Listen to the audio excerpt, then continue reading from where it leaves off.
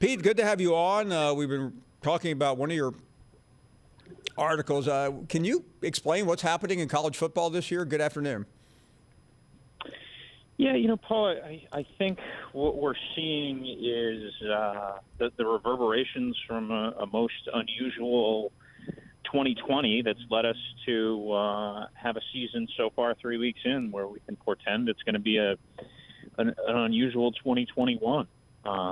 The confluence of super seniors, bigger rosters from super seniors, more depth, giving kind of the middle class and traditional have-nots, more players, older players, etc., has reared itself a little bit. And we're also looking at the three kind of blue bloods we expect to pencil in the playoff every year: Alabama, Clemson, and Ohio State. They all have new quarterbacks.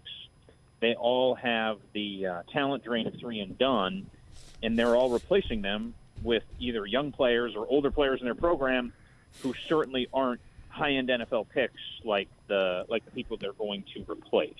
So I think that the simple way to say it, Paul, is that the high end is a little lower and the low end is a little higher, and what you have is in the middle kind of a beautiful mess that sure you remember 2007. It's certainly starting to – this season certainly could trend that way. Let me start with a couple of impressions, and you can only imagine how many Alabama fans have called in today, either boldly defending their team or wondering, what happened. Your assessment of Alabama after an uncharacteristic second half against Florida. Yeah, I think the biggest worry for Alabama would have to be how Florida gashed them in the run game.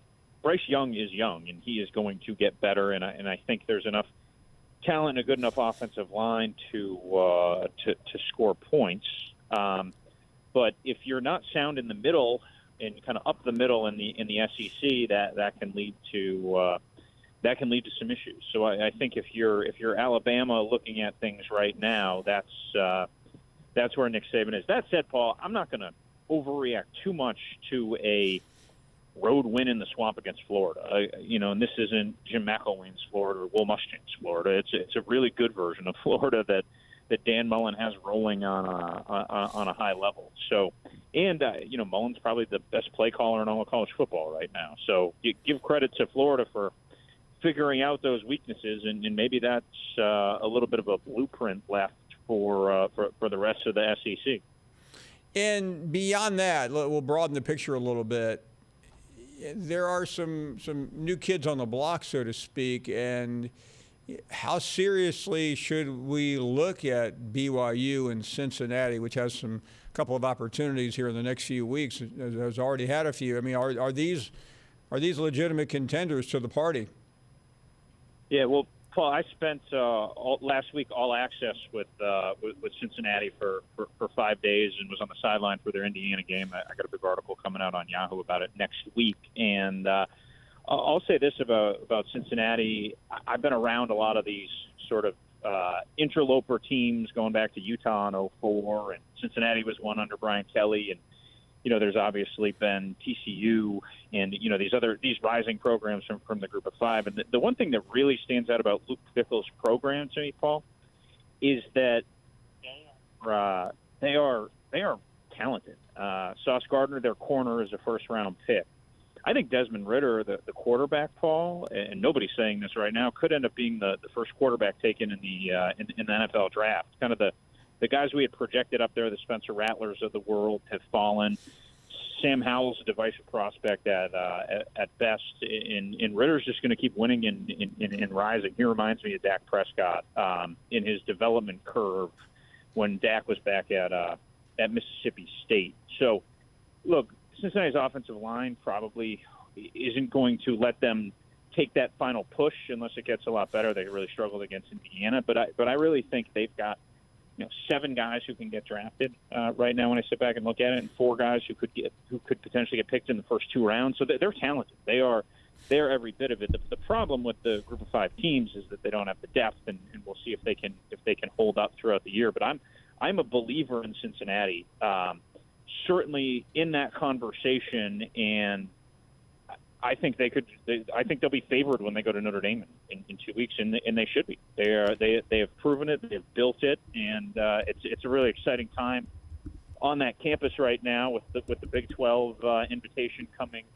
recently. But they're the hot team with the hot coach and the hot quarterback, and they're going to be a lot of fun to track this year. And when you go to BYU, if Zach Wilson had come back, there'd certainly be a lot more believers. But I really think when you look at the play that the tailback Algier made, running down the linebacker who intercepted the pass from Darren Hall, the Arizona State linebacker on Saturday night, that to me was the single best individual play of the year. And somebody at BYU texted me today that was, and I thought it was a great point, that's indicative of the culture that Kalani Sitake has put there. You got a tailback who tracks the guy down from behind, and I said this on our podcast, he looked like a Marvel superhero spiking that ball out of the linebacker's hands and turning around the game and, preserving the lead. I mean, it was, as individual plays go, there hasn't been a more memorable one in college football all year.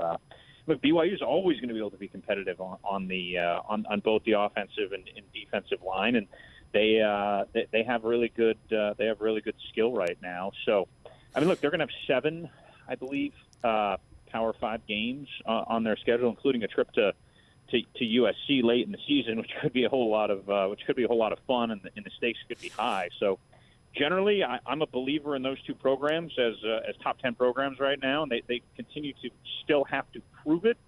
But I do think some new blood and some new juice in the conversation is good for everybody. And props to Fickle and Sitake for building those programs to this point. Thanks for watching ESPN on YouTube. For live streaming sports and premium content, subscribe to ESPN+.